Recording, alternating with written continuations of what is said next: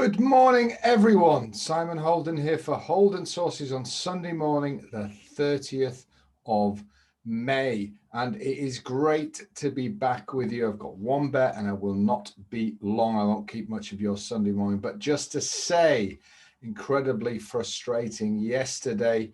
Now, the first horse just did not jump at Cartmel, just did not jump. Got to go back to school with that one, I think, Mr. Moffat. And the second horse ran a very, very flat race indeed up at Beverley and was very, very green. But it didn't look like it was going to matter because the bet of the day, been backed in from 8 to 1 to 5 to 1. We got on, I think, at 6 to 1, was, of course, Queen Sergeant in the big race at Beverley.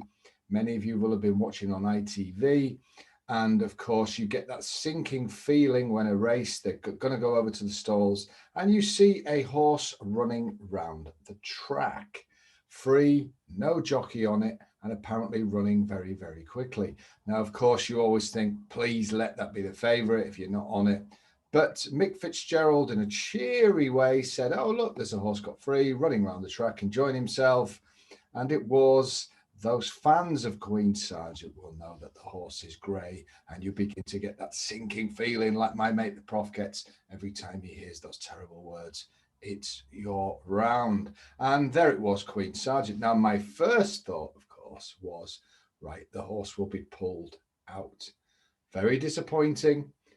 We're in on a big gamble. Everything's perfect, but we will get our money back. How can they let a horse which has already run round the track at full speed run to the best of its merits? But no, the horse was saddled again. The jockey got on and ran. And of course, the horse ran no sort of race at all. He made no real effort, which is fine. You've got to think of the horse's welfare. But I must say, we need a rule now.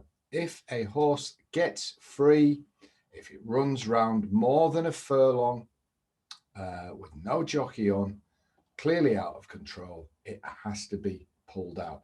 Is that a pain for the owners and the trainer and everyone in connections? Yes. But unless we start protecting punters who have backed that horse and had no chance, then this game is going to go to hell in a handcart. So there we go. Now, what's going to happen? People are going to say, oh, because you tipped it, because you backed it, the other people backed it as squealing.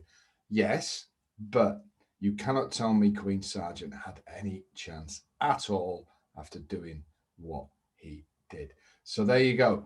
A prayer for the BHA, bring in a ruling, 1 furlong. I'm not saying if a horse gets free, runs around the paddock, and then they catch it. I'm not even saying if it gets free for a few yards, then somebody grabs it. I'm saying if it runs free for at least a furlong. Blanket rule, pull it out. Save the horse for another day and save the punters pounds.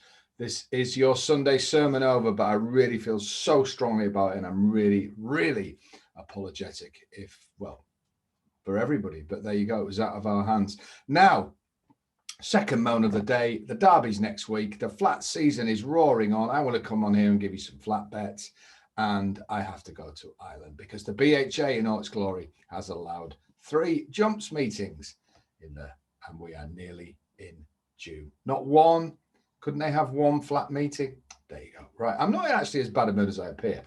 Now let's go to Navan for some flat racing. And it's a decent race, an EBF, European Breeders' Fund. 6 runners go to post. It's the 3:30. I would say it's the best race on the card.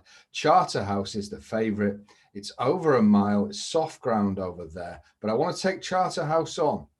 I noticed Charterhouse has run once this season, and I thought it was fairly disappointing. I know it'll come on from that, but I don't think it merits on the book to be 5-2 favourite. But there is a horse I do like in this race, and it's number 4, Laylaps, trained by the brilliant Jesse Harrington, ridden by Shane Foley, a winner over a mile on soft ground before.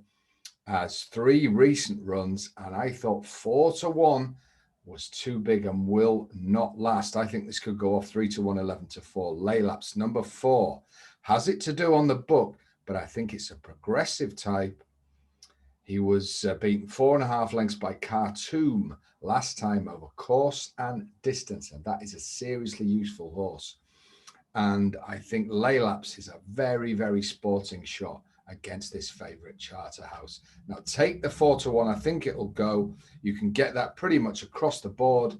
As I say, that price will be under pressure. I think Jesse Harrington's horses are often well backed. We got no worries on the ground, and we got no worries on the over course because it's proven on both. And I just wonder if Charterhouse hasn't trained fully on, and he's very, very vulnerable to a horse like Laylaps. Right, let's hope it gets there in one piece to the start. Let's hope we don't have any more nonsense. Let's have all we want as punters is a fighting chance. We didn't get that yesterday. I hope we get it today.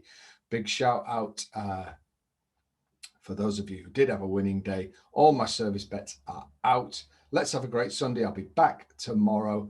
And let's have a massive, massive June. We've got the Derby next weekend. Loads of exciting things to talk about, including a new system, which has been fine-tuned while I've been away.